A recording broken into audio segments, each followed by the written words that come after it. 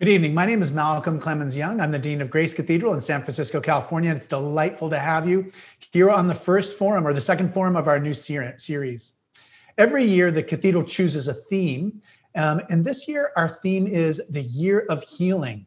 We've faced so many different kinds of traumas in the year 2020, and all of us are ready to start something new, to have a better experience, to get something back that we've lost. Tonight, we have the great opportunity to reflect on the current state of our country. We have somebody who knows about the presidential election intimately and has great inspiration for us as we look for the year ahead. It's Tom Steyer. Tom is a businessman and climate activist, the founder of NextGen America, which works to mobilize young people to take political action, and he was a Democratic presidential candidate. Tom, thank you so much for joining us tonight. We're just so glad to have you. You must have been getting a lot of phone calls on Wednesday of last week at the presidential inauguration. I was thinking about you the whole time. I'm thinking, oh man, I wonder what you're doing. I wonder what you're experiencing. Did you watch the inauguration? Yeah, I did. What were you thinking about? Did you think, there but for the grace of God go I, or what was on your mind? No. Honestly, I was so relieved to get a president back into the White House who I thought cared about Americans, was data-driven, believes that government is there to help the people, and had the experience and was putting together a team, including a Californian vice president who can really get things done and get us back on track. I honestly felt like a huge weight came off of my heart last Wednesday, and I was more relieved than I would have believed possible. Yeah, I think in part that, January 6th incident at the U.S. Capitol building, I mean, it's just something that just seems so far beyond the pale in terms of just, what we're used to as Americans. And I think it did ramp up, the tensions. What was your take on that? I mean, you've toured the country, you've seen so many different kinds of people. What was going through your head as the Capitol building was being invaded by protesters from the far right? Well, obviously, it was terrible. I mean, obviously, to have a mob attack the Capitol while chanting that they wanted to hang the vice president of the United States, seeking out different leading Congress people, including the Congresswoman who's the Speaker of the House who represents our district, is very scary. But Malcolm, to be fair, you didn't mention that I spent 2 years of my life trying to put together a movement to impeach and remove Donald Trump from the presidency.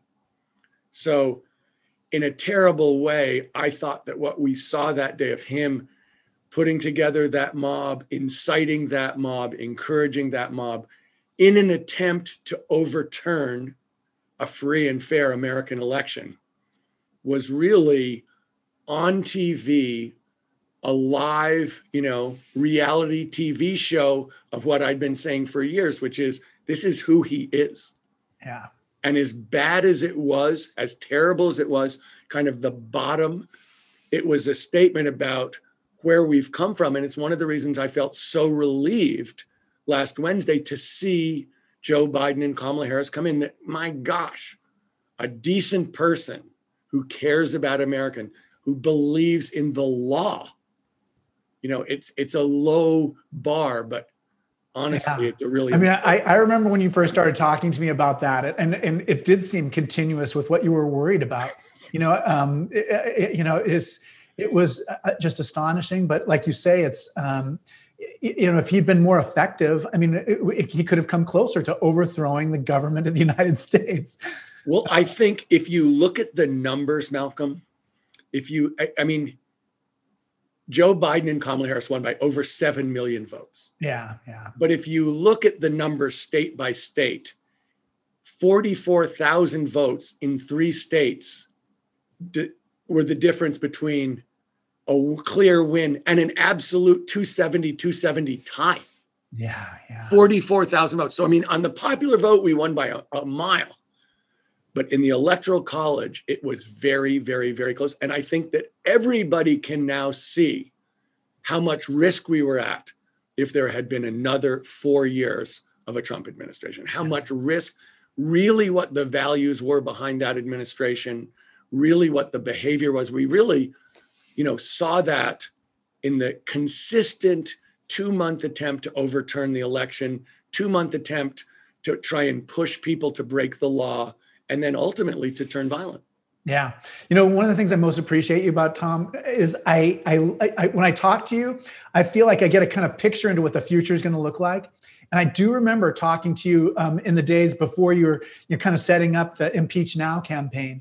And there are ways in which you do kind of, you have like a way of seeing what's happening, what's unfolding in front of us. I wonder if you can talk a little bit about how you decided to do that, because when you started working on that Impeach Now work, it made you just like vilified by so many Americans, and yet so many other Americans just felt like you were our only hope. So can you talk a little bit about like how did you come to that decision of doing that Impeach Now work?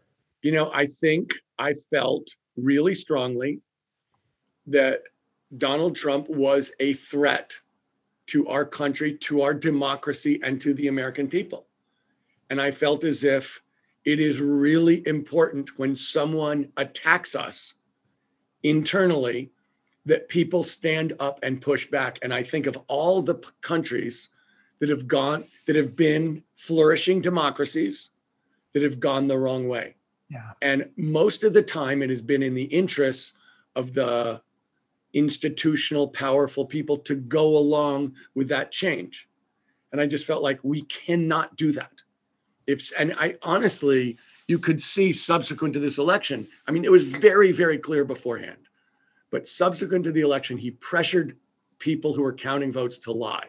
He pressured people to break the law. He pressured people to literally go in and intimidate Congress. He pressured his own vice president to change the outcome of the election. And so I felt originally when I started Need to Impeach, it's absolutely important when a bully shows up and everybody's scared of him, that Americans come together and push back and make it clear that we're not giving up on our values. We're not giving up on our democracy or our institutions. We're going to push back against the very powerful bullies in our country and insist on our rights. And that was really what it was. I felt like this is as bad as we're ever going to see. Yeah. You cannot let him get away with it and intimidate everybody. It's like, okay, got to fight back. So when you what was your strategy in doing it, and then also what did you learn as you kind of went down that road? Well, what I really wanted. I mean, he obviously did get impeached twice. You'd have to say you were very successful. But the first time that there was really no trial in the Senate. They just held a vote, no witnesses, no nothing, just on party lines with Mitt Romney voting to impeach. Right, exactly. But basically, Mitch McConnell buried it as much as he could pretty effectively. Yeah. And so from my standpoint, what I really wanted was I trust the American people. I trust Democrats, I trust independents, I trust Republicans. And going around the country, I'm happy. I love talking to Americans. And I don't really care if they agree with me or not, because democracy doesn't mean you agree. It means that you listen and have the best interests of the country at heart, and you come away and learn from each other. And so my attitude was, show people what he did. Show people what he did. He's a crook. Yeah. Put that out there, because Americans aren't crooks and they can recognize a crook. So give them the information. I'll trust them to do with it. Just the way it happened when I was growing up with Richard Nixon. Right. It was originally very, very, very partisan, but then they had the Senate Watergate Committee, and Americans got to see it. And people around the country, including my parents, who'd been Republicans, who were like, absolutely unacceptable to lie to the American people. He's a liar. He's out, as far as we're concerned. We can't have a liar. And I thought, if we can get the evidence in front of Americans across the board in a bipartisan way, let us decide. Let us see it. We're the real jury. And so that's really what I was pushing for, was exposure, open democracy, let the people decide. Yeah. Well, it certainly became much more of a question that people were talking about. Do you know what I mean? And it was very effective in that way, for sure. Well, we had 8 million people who signed up to work for it. And we spent 2 years going around doing things online, but also having, meetings around the country. And you're going to always have that 8 million people are kind of who agree with you. But I also think that it kind of raised a seed of doubt for people who may not have thought about things before too. So it has that kind of intangible effect in terms of getting people to question things that they may not have otherwise questioned. I was definitely thinking that. In the time leading up to your decision to become a presidential candidate yourself, how did you make that decision, and what kind of people who gave you advice on that about whether or not to throw your hat in the ring, whether you were going to participate in that process? Well, Malcolm, as you know, there was, I think, 23 people running for president on the day. Yeah, it was a lot. And I was really late coming in. Yeah. And I really wanted to make sure that in this campaign, we talked about the things that I thought might not get talked about, that I thought were critical for America to face. And I actually feel incredibly good about what happened, because I came out and said, I am a climate candidate. It's my number one issue. I was worried as heck that we weren't going to deal with it. Yeah. And so, I really wanted to have that happen. I wanted to talk about race. I felt as if we have systemic racism. We'll never get over it unless we first talk about it, understand it together, and then address it. I think people were talking a lot about economic inequality, but I felt as if there were huge, unspoken and unaddressed issues. And then I think, for whatever reason, the Democratic Party and Joe Biden and Kamala Harris very much came through and started to address climate in a very effective, progressive way, started to talk much more. And, lots of stuff happened. There was the murder of George Floyd. Yeah. I'd been talking about reparations for descendants of enslaved Americans. But, George Floyd blew that issue out. Yeah. I think the climate, we all live in California. I presume everybody on here, the overwhelmingly lives in California. We just went through this incredible wildfire season. We had the worst, series of hurricanes in American history in the Gulf this year. So, some of the things I was talking about events brought them to the fore as well. Yeah. But I wanted to make sure, the same way as in impeachment, that Americans got to hear the truth. I wanted to make sure that the things that I thought were critical for us as a society were talked about openly and addressed. And I feel very, very good about how this new administration is dealing with them. Yeah, I was really worried about climate just slipping through the cracks too. I just think it's such an important issue for our time. When you were preparing for the president, how did you prepare for presidential debates? How did you does the government give you any briefing on how to be a candidate? Because I have spent a lot of time thinking about policy. Yeah. So, but there are lots of things, but there's a lot of policies. So going back and making sure you do your homework is a big part of this, and understanding, exactly not just what the issues are, but kind of where you stand on those issues and how to talk about them. There's a lot of preparation that goes into those debates, and it seems pretty simple, but I promise you that I put in hours and hours and hours for every one of those debates. Yeah, and I can imagine you don't know what's going to be on the test, so you have to prepare for everything. Were you nervous or were you just so kind of ready to get it done that it was? Well, it's sort of funny because I definitely had a lot of adrenaline for them. And, I played a lot of sports as a kid, and it's a lot like a game to me, in terms of how you feel. It's like, you have to go out and play your high school rival. You have to go out and you have your league games in college, and you have to win them. So here we go. Next 3 hours, here we go. This really counts. And, I can remember, honestly, games I played when I was 20 years old, as well as I can remember those presidential debates. You're just keyed up, and you'd like to do a good job, and you think it matters. And so it's kind of, I liked it. Like, my attitude is, If you're not a little scared, you're not totally alive. Yeah. You want to feel like there's something at stake in your life. I think that's exactly, I mean, almost I can remember just that thought in my head, put me in, coach. Do you know what I mean? Just like, I'll shoot the free throw, or I'll give me the ball. But yeah, definitely. I felt like that when I was looking at you. That's what I thought. I thought that's where I thought you were mentally too.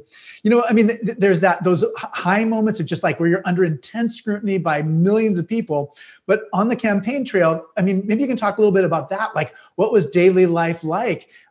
What kind of people did you meet? I mean, what were some of the things? I mean, did you meet just some like people that influenced how you look at things? What was that like on a kind of a daily basis? Well, obviously the debates are highly pressurized, but honestly, seeing people face to face was probably the biggest privilege of my life. And it's hard to overestimate. And Malcolm, I'm sure you get this privilege because you get to talk as a priest.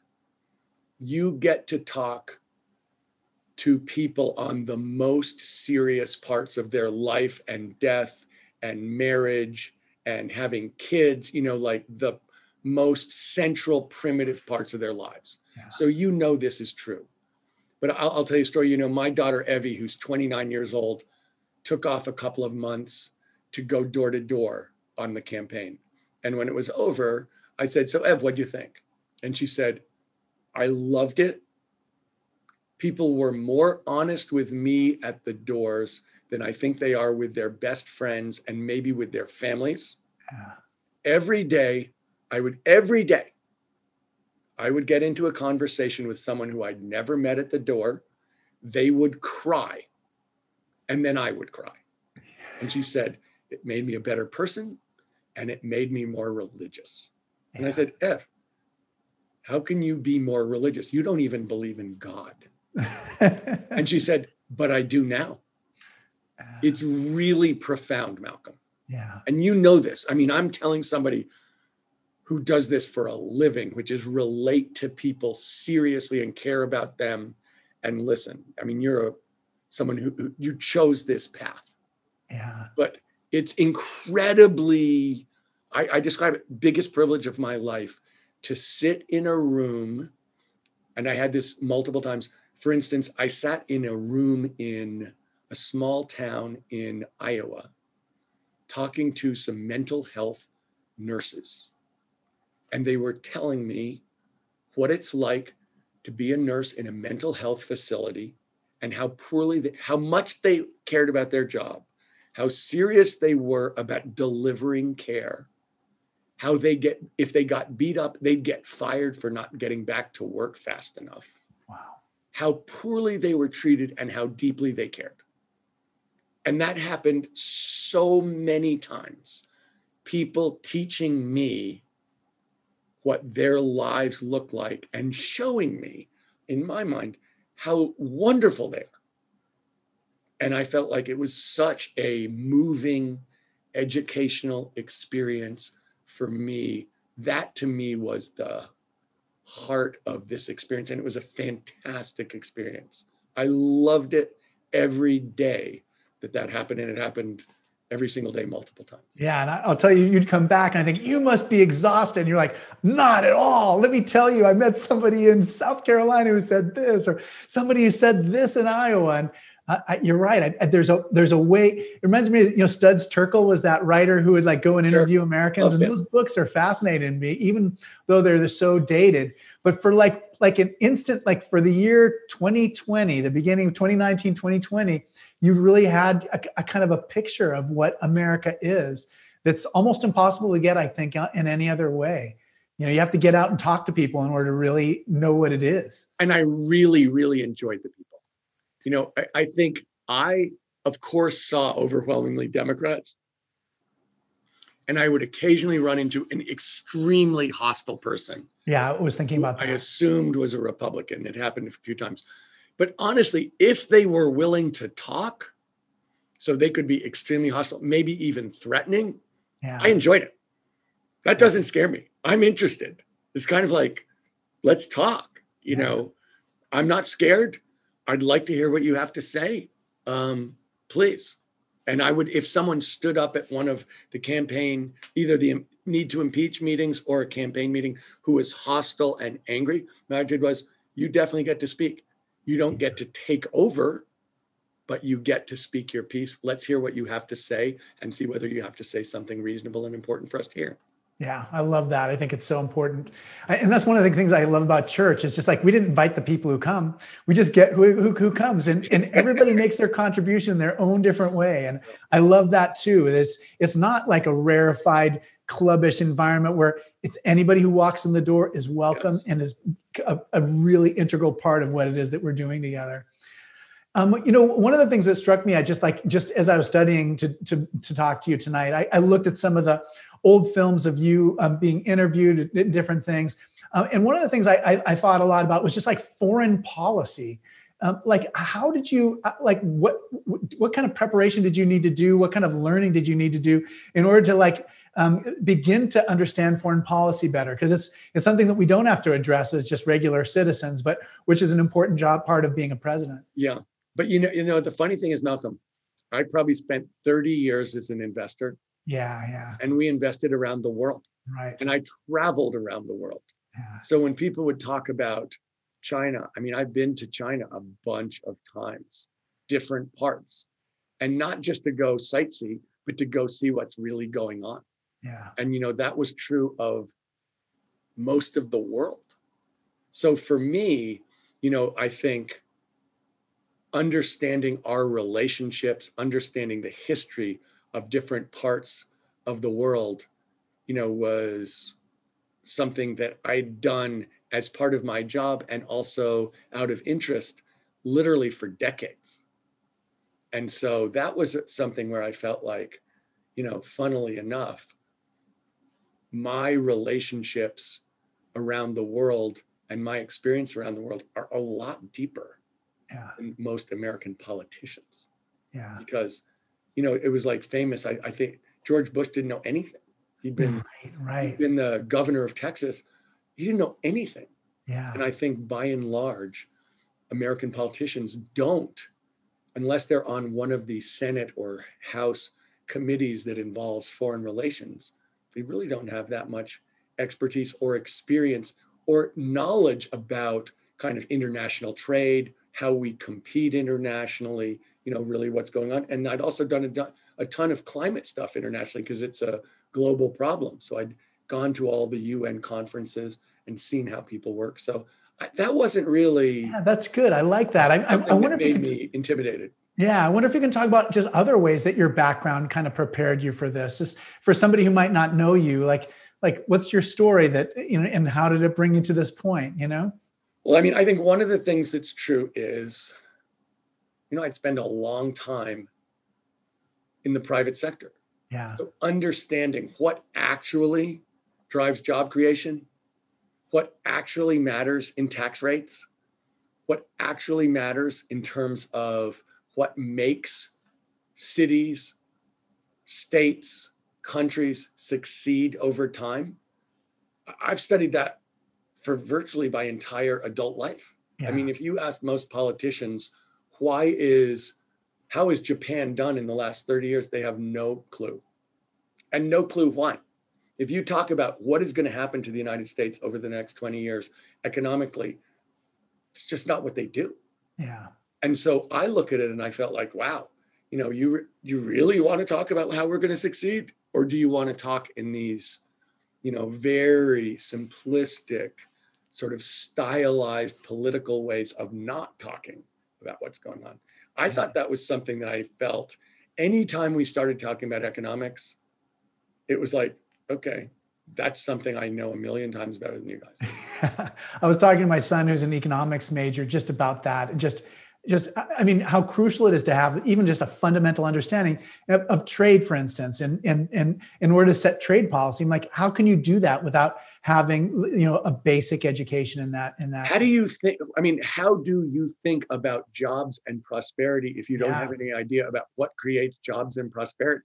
Well, unemployment and interest rates and inflation. I mean, if you don't really understand those dynamics, That's why I keep thinking, I mean, the more I talk to you, the more I think we should have like a class for people who are going to enter Congress, like Congress 101 or something.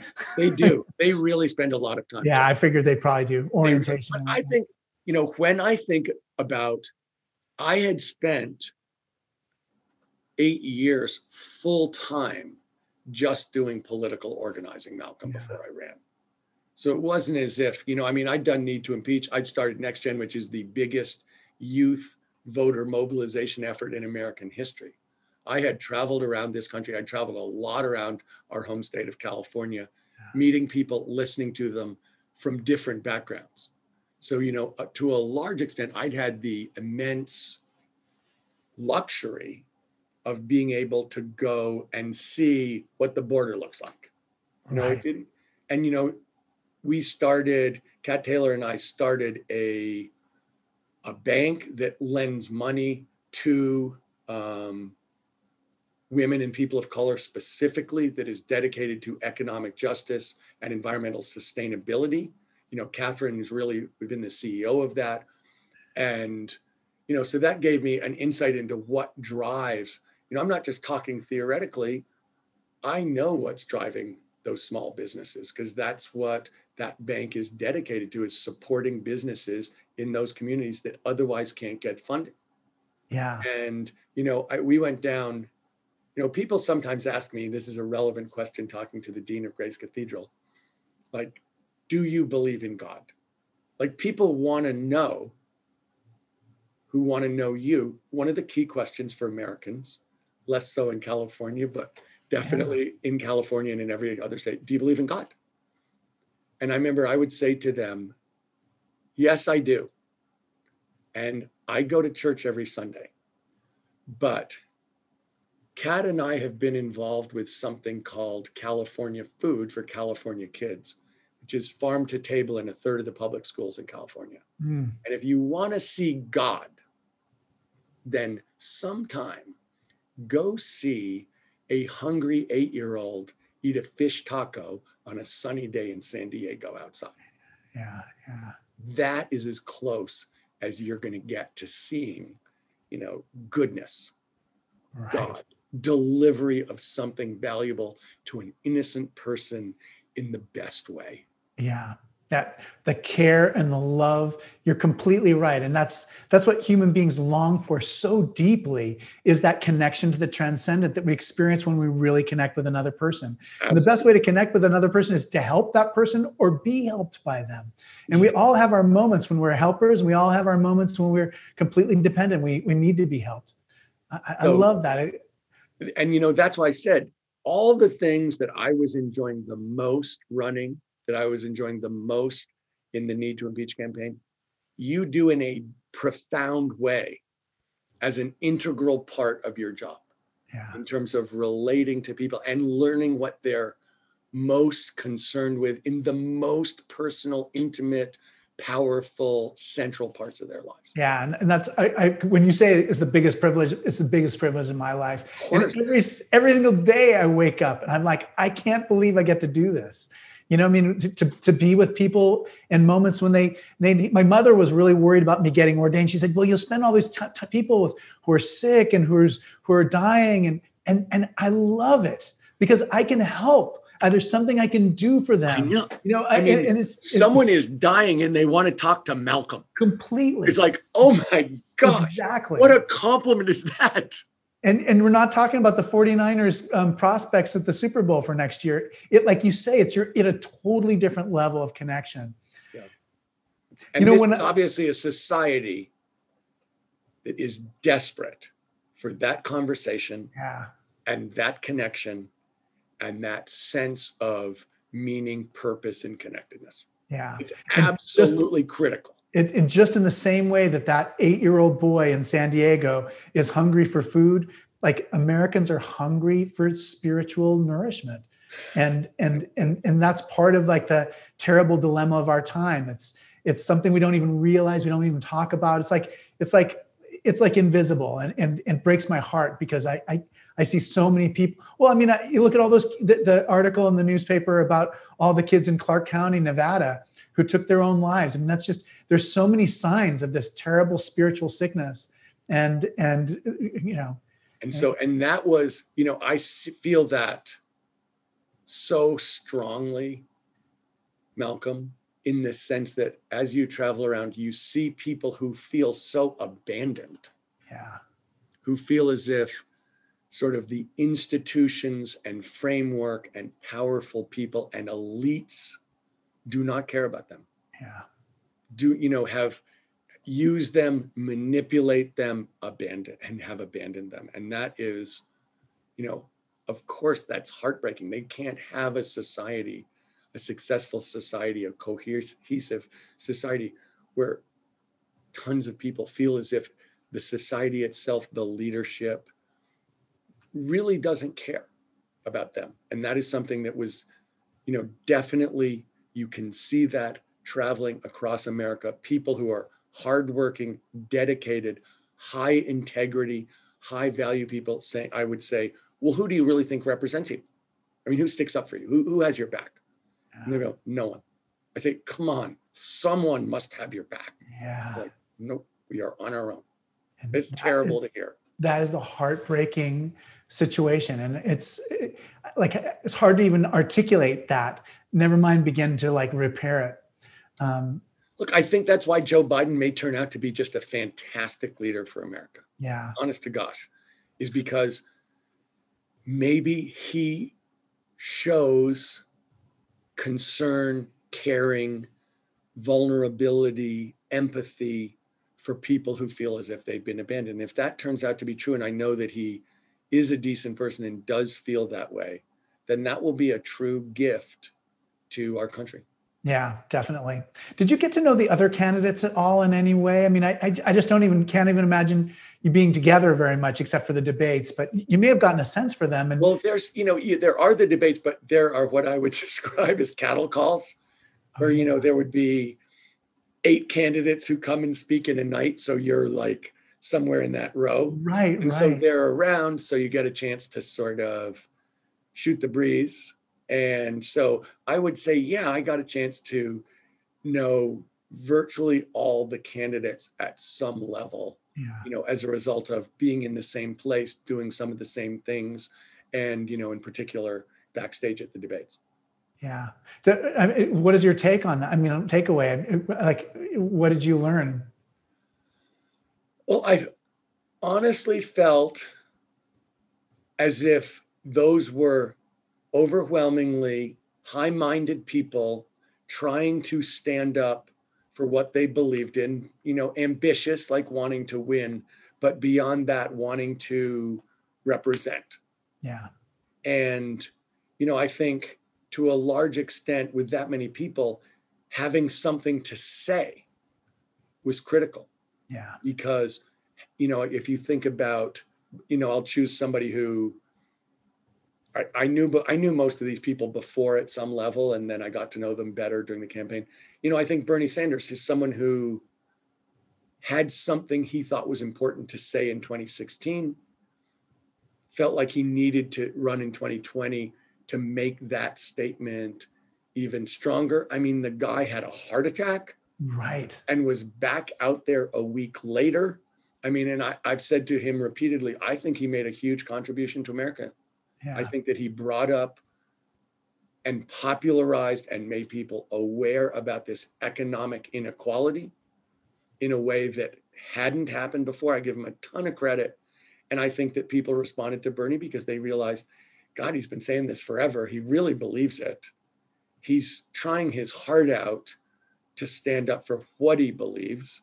And I give him a lot of credit. And I think there were a bunch of people like that who were trying to represent and stand up for what they believed. And, you know, I basically thought it, you know, I respect a lot of those people very much. Yeah, you know, I'm glad. I can imagine that too. Balancing the ambition and the want, just the desire to serve too. You know, democracies just don't work if everybody just passively sits at home and don't participate. One of the things that we have at the forum, which you probably remember, is we take questions from the people who write in. So Rebecca's sending me all their questions. So if you're watching, then definitely send us your questions. And I'm going to start going to their questions because they always ask such great questions. So here's the first one that we have. Being a climate activist, successful businessman, and presidential candidate, you seem a natural consideration as a candidate member, specifically head of the EPA. If asked, would you consider that position the best use of your talents at this time? Well, I have worked on climate for well over a decade in a variety of ways. And I'm going to be working on climate going forward because obviously it's a huge challenge for our society and for the whole world. And so, I always am trying to figure out the most impactful way for somebody with my experience to,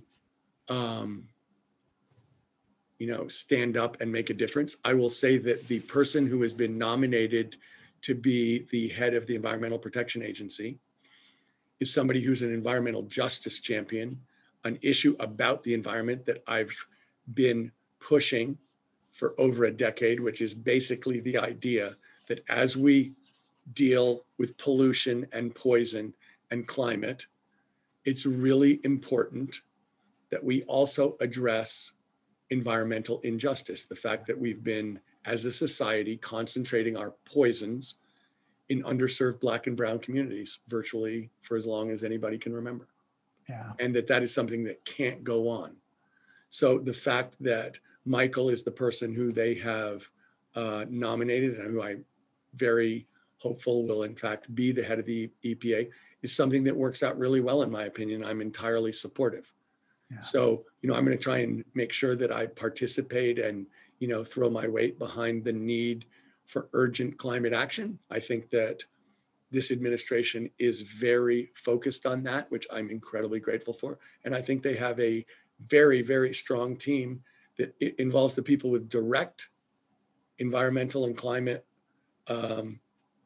jobs, but also goes across every, cabinet level department and really throughout the administration. And I think that's entirely appropriate. So I'm very happy with the way this campaign dealt with climate. They ran on it. They advertised on it. They won on it. Yeah. And we saw at NextGen, that was a critical issue in a gigantic move to get young people to turn out at record levels and support Democrats at record levels. Yeah, we didn't even go into it, but the role of NextGen in this election, as you say, it was so close in the Electoral College. It made a huge difference, just that. I mean, it's funny to think that your biggest influence on the election may have been through NextGen, not even through being an actual presidential candidate. Well, if you look, and going back to 2018, at NextGen, we were entirely focused on trying to make sure that Democrats took over the House of Representatives. Because if you'll remember, going up to that election, Republicans were controlling the White House, the Supreme Court, the Congress, and the Senate. So it was kind of everything. Yeah. And it seemed very, very, very scary. So at NextGen, we organized by 38 congressional districts in 11 states, including held by Republicans, in 11 states, including California. We doubled the turnout of young people in those 38 districts. Wow. And 33 of them flipped. Yeah, that's amazing. And in 2020, we were focused on, we need to make sure on the White House. And so in all those states that were so close, there are a lot of people who can say they made a difference, but NextGen, we got record turnout, even more than 2008 for Barack Obama, higher turnout this year as a percentage by young people. Wow. And in a lot of those states, it was 2-1 Democratic to Republican. So it was a huge, huge change and clearly difference maker in those states. Yeah, that's great. The next question we have is from our friend, Peter Drake. Years ago. Hello, Peter. Hello, Peter. Years ago, you spoke about the XL pipeline at our MBA reunion. What an unpopular opinion you had with that crowd. And how right you were to talk about sacrificing, quote unquote, good business decisions for the right thing to do for our planet, ! What do you think about Justin Trudeau's comments recently? Well, let me say, Peter, that I haven't seen what Justin Trudeau, who I know who he is, said about this. He has been a big supporter of pipelines from the oil sands of Alberta. Yeah. The two that he's proposed to the Atlantic Ocean, two that he's proposed to the Pacific Ocean through his home country of Canada, none of which have gone through, all of which have been blocked. Yeah. And I know that he also is in favor of the pipeline that goes through the United States of America to the Gulf of Mexico that will get his oil sands to a world market. So yes, I understand in the past what he's had to say. Let me say something else too. This is not just some oil deposit in Alberta. This is the third biggest oil deposit in the world. It's very dirty oil.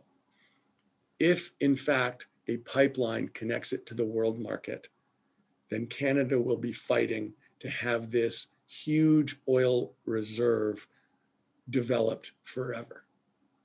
It can't happen. Strategically for the world, that oil has to stay in the ground. Yeah. And so I wasn't just fighting to block the Keystone XL pipeline because it's just another pipeline. That was a strategic point for the world. And it was important. And then Barack Obama did block it. And of course, Joe Biden just re-blocked it.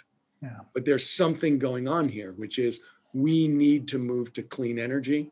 We will create more jobs doing it. We do need to rebuild this country. This is a way to rebuild the middle class with all of those dispersed millions of good paying union jobs. But we also can't destroy the world. And we can't let people argue that their interests in making money from extracting oil and gas is worth destroying the world. Yeah. And so I pushed for it then. I think it's kind of like Mr. Trump showing up and, inciting a mob to attack the Congress of the United States violently. It's like, yeah, that's what was always going on, but now we can see it. There was of course, I talked earlier about the terrible fires in California.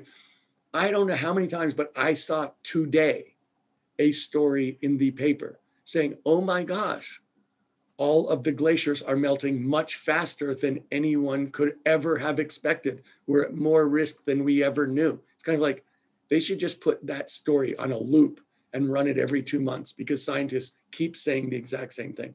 Yeah. We can't afford to do what we've been doing if we expect to survive. And thank God we've got an administration who understands that and knows that we can use this to undo the environmental injustice, create millions of jobs, and create new industries. And California better be at the front of those clean energy industries, because otherwise we may save the world, but the jobs are going to be created in China or Europe. And I'm a homer for the United States. I want us to succeed. Yeah. I want my home state to succeed. I want my country to succeed. I want my country people to succeed. And so let's get out there and succeed and compete. Yeah, definitely. Here's another question. Would you be a consultant for the Biden administration on any particular subject or subjects? If so, what is the subject or subjects?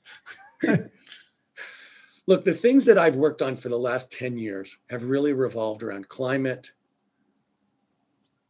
environmental, racial, and economic justice. And I do have, a 30-year history in the private sector, and I did co-chair the task force on economic and jobs recovery in California. Right. And to me, the funny thing is, Malcolm, I don't separate those things. Climate is a justice issue. That's what I was trying to say. If you go to the places where you can't breathe the air, or Flint, Michigan, where you can't drink the water, or big parts of the Central Valley where you can't drink the water, and look at who lives there, they're overwhelmingly Black and brown people.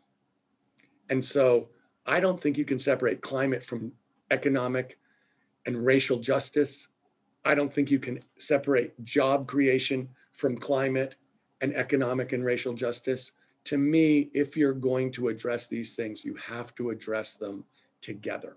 These are interlocking, and to the extent you deal with them in a siloed basis, you don't really deal with them. And to be honest, last thing I'll say is this: I don't think we address these issues in an effective and significant way unless we deal with the issue that you are talking about. What is the framework and the value system that America stands for? What are we doing together in creating this country? Why are we walking the earth? Yeah. What is the meaning of your life? And I think that unless we're dealing on that plane, then it is just a question about interest, Yeah. as opposed to value. And we need a society that's value driven, that understands what we're trying to create together, that it's not just selfishness, that we're actually trying to create something better for each other and for the future. Yeah, exactly. And for the future, I mean, to care for the planet, as a gift to the future, so that things won't inevitably get worse. And yeah, we have so many questions. So here's the next question.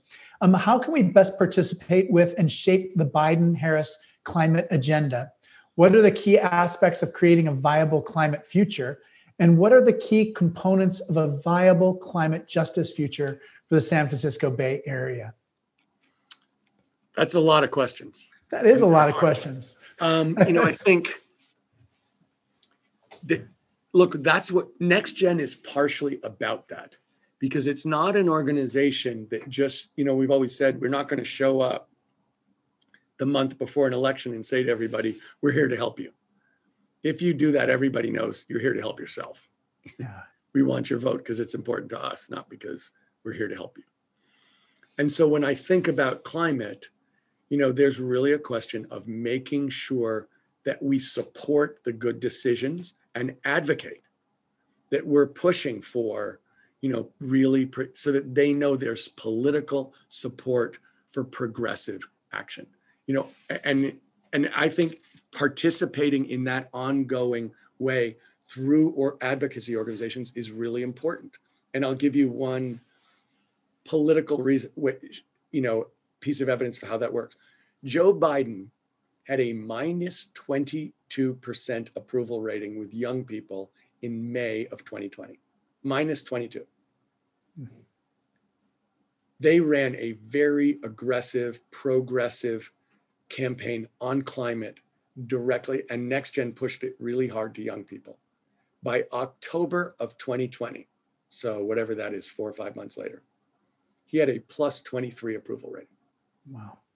And so if you think about what moved, if you do age group changes between May and October, no other age cohort moved more than 1% or 2%. This is 45%.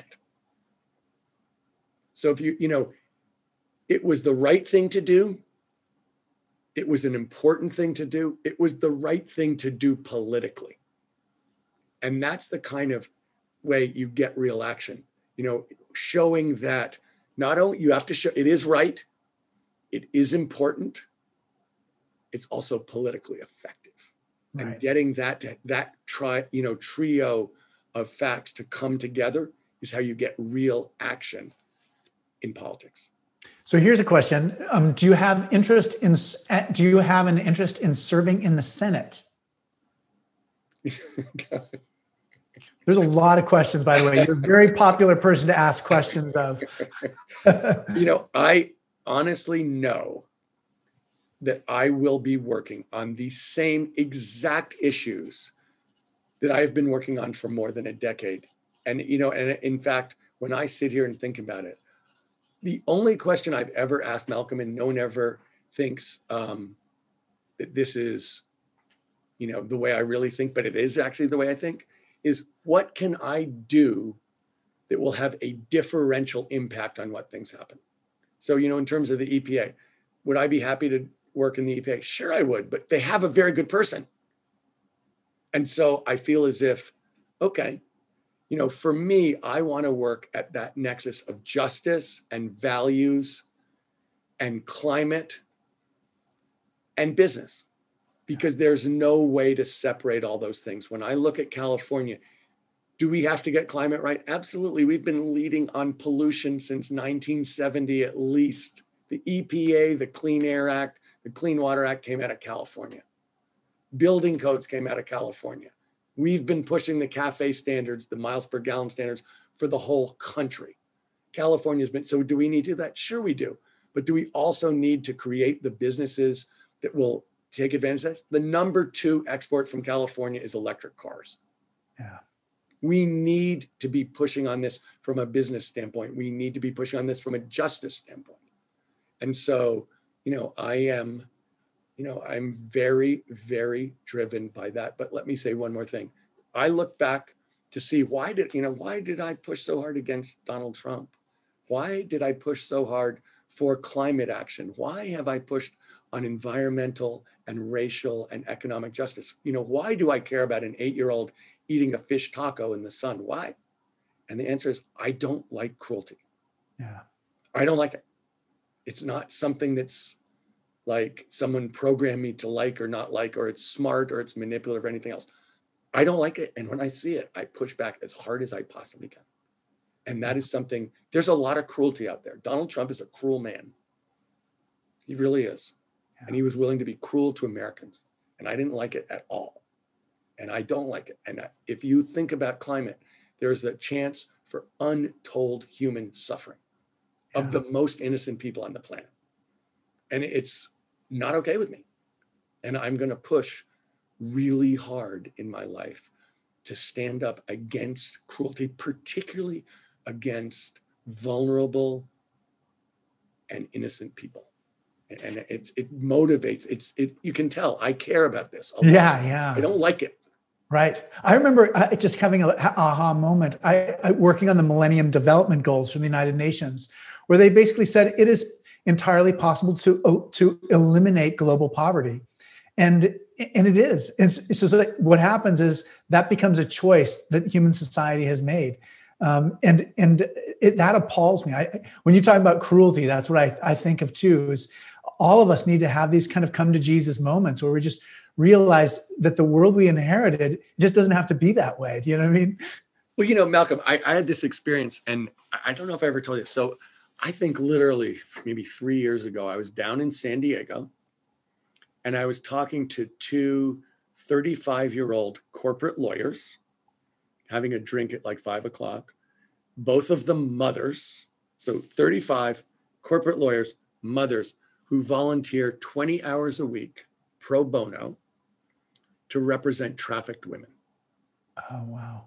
So that if you're 35 corporate lawyer with kids, you have 0 seconds free.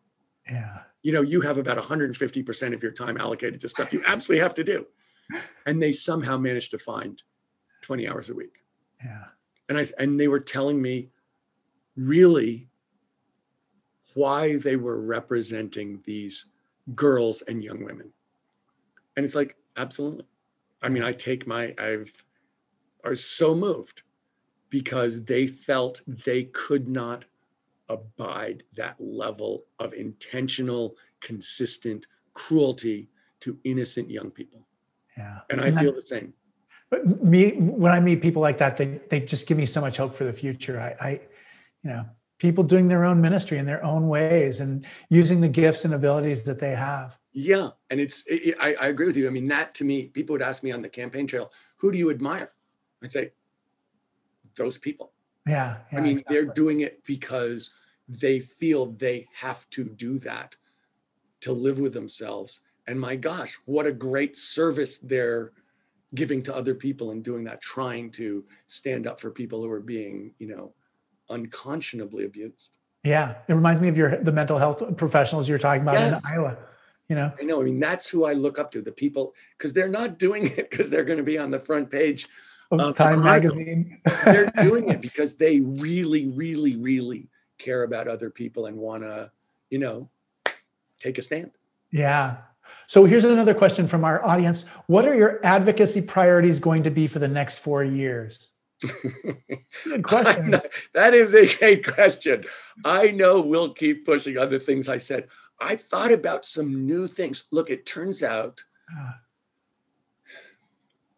what I like advocating against are organized, consistent, accepted things that just aren't right. Yeah. When I was originally started pushing on environmental justice, those were terms people had never heard of. The people in the communities darn well knew it. They darn well knew it, but it was not broadly spoken in the environmental movement or across society. You know, I think when I started pushing on the need to impeach, people really thought that I had some like subliminal or hidden agenda. I had no hidden agenda. There was something wrong. There was a power in society working against the interests in trying to hurt Americans. And so, you know, that's what I'm really interested in. The things that we're not questioning that are absolutely threatening to the safety and health and well-being of people, especially vulnerable and innocent people. Here's a great question from somebody I really admire. I don't know if she wants me to say her name, but her name is Nicole Stahl. Well, there you go, Malcolm. I gave it up. But here's her question. I love this question. So Nicole, can you give us an example of a mind changed through conversation during your campaign, either yours or the person you were talking to? I love that question. Well, I mean, let's see. I definitely came to understand in a way that I don't think I ever had before how much difference, how everyday Americans feel abandoned.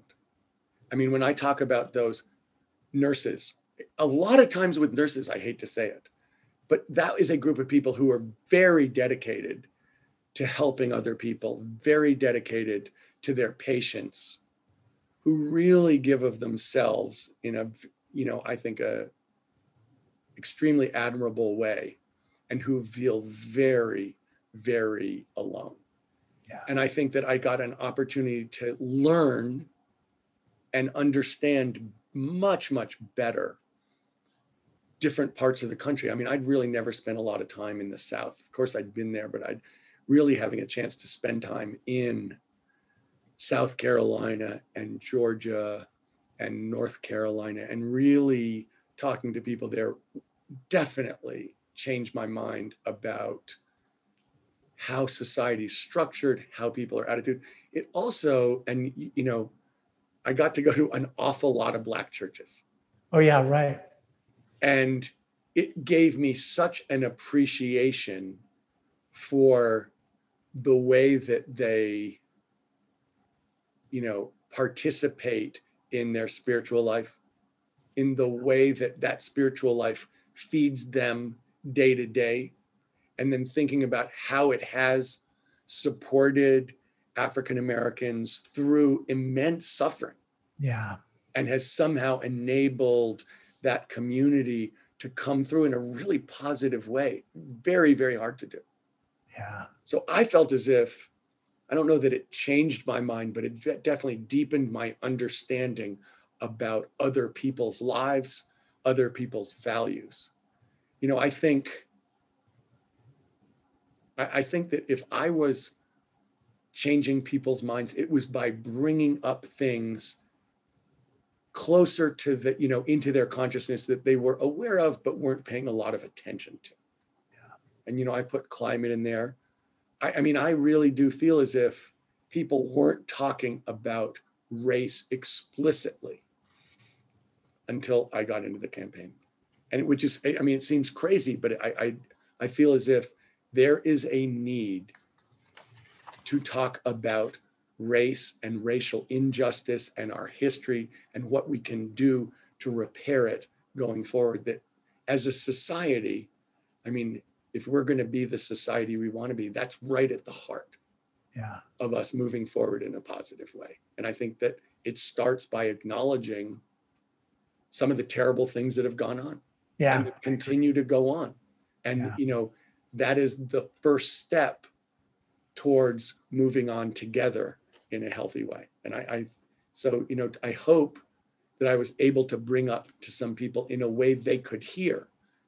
Because, you know, Malcolm, and you know this as somebody who, I mean, you give a sermon all the time and you talk to people intimately all the time. And the question is not just what do you say, but what can people hear? Yeah. And how can you say it in a way that they can hear it and take it in, and it can move them to a new place. And, that's a challenge. Yeah. Yeah. I can't believe it. I mean, I look at the time and our time is done. I feel like we're just starting the conversation, but I'm so grateful to you, Tom. I mean, I just know how busy you are with everything. And, just as you were going through all this, I did have so many questions, and it's such a blessing to hear just what you've been up to. And I didn't even have a chance to ask you about the commission that you're on for, the Economic Commission for California. I feel like we'll have a zillion questions about that, but we have to save that for next time. Well, let me say, Malcolm, I really miss being at Grace.